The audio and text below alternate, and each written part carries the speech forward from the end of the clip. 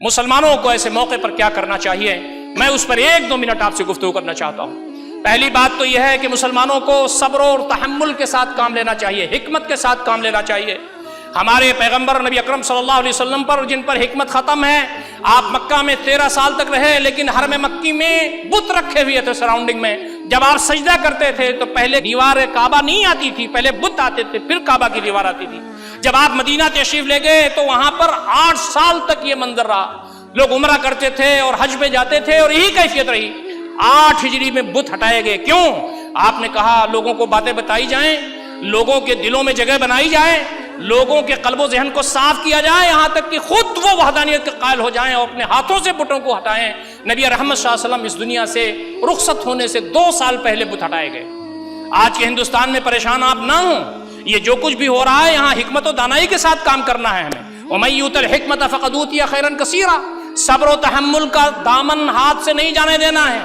یہ جو کچھ بھی کر رہے ہیں اللہ رب العزت دیکھ رہا ہے، اگر ہم بھی تشدد کا راستہ اپناتے ہیں، ہم بھی جذبات میں آ جاتے ہیں تو کیا ہوگا؟ انارکی پھیلے گی، اس ملک میں فساد پھیلے گا، کہنے سننے کا موقع نہیں آئے گا۔ فلسطین میں جو کچھ ظلم ہوا وہ ظلم بیان کرنے لائق نہیں ہے، لیکن پوری دنیا میں اس ظلم کو دیکھ کر کے اور فلسطینیوں کا صبر دیکھ کر کے لوگ کثیر تعداد میں مسلمان ہو رہے ہیں۔ جہاں اسلام کے لیے کٹر پنتھی مزاج ہے، جہاں اسلام کے خلاف لوگ دشمنی روا رکھے ہوئے ہیں، وہاں کے لوگ اللہ رب العزت کے بندوں کی یہ ثابت قدمی دیکھ کر کے مسلمان ہو رہے ہیں۔ ہم تمام سچ بات کہتے رہیں گے۔ ہم نے کہا ہم کوئی ایزیٹیشن نہیں کریں گے، ہم کوئی دھرنا نہیں دیں گے، ہمیں عدلیہ پہ بھروسہ ہے۔ انہوں نے کہا ہمیں عدلیہ پہ بھروسہ نہیں ہے، مندر وہیں بنائیں گے چاہے جو ہو جائے۔ عدلیہ پہ بھروسہ نہیں تھا، اس لیے ان کو شہید کیا اس نے۔ مسلمانوں کا موقف لوگوں کے سامنے ہے، مسلمانوں کی زندگیاں لوگوں کے سامنے ہے، مسلمانوں کا طرز عمل لوگوں کے سامنے ہے، پوری دنیا دیکھ رہی ہے، اور ہندو بھائیوں کا طرز عمل لوگوں کے سامنے ہے۔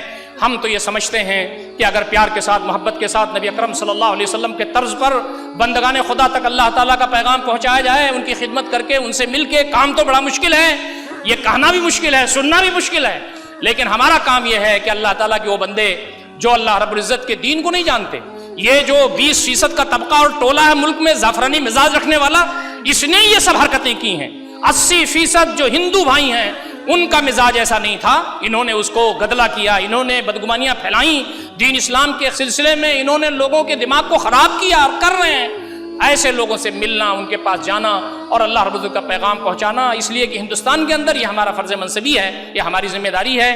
آج لوگوں سے یہ کہا جا رہا ہے کہ دیا جلائیے، آج لوگوں سے یہ کہا جا رہا ہے کہ خیر سگالی کے جذبے کے طور پر دعائیں کیجئے اور یہ کیجئے اور وہ کیجئے۔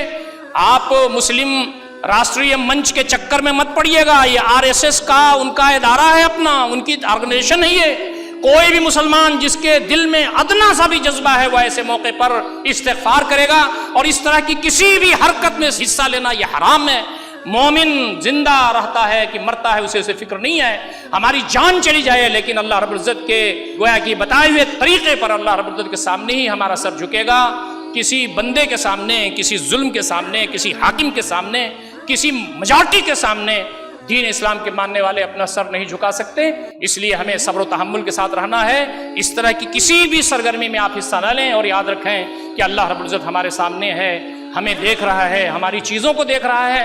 وہ دن دور نہیں ہے جب اللہ رب العزت کا رحم و کرم ہمارے اوپر ہوگا، ہماری کوششوں کے نتیجے میں، اور ہندوستان کے اندر اللہ رب العزت کا کلمہ بلند ہوگا انشاءاللہ العزیز۔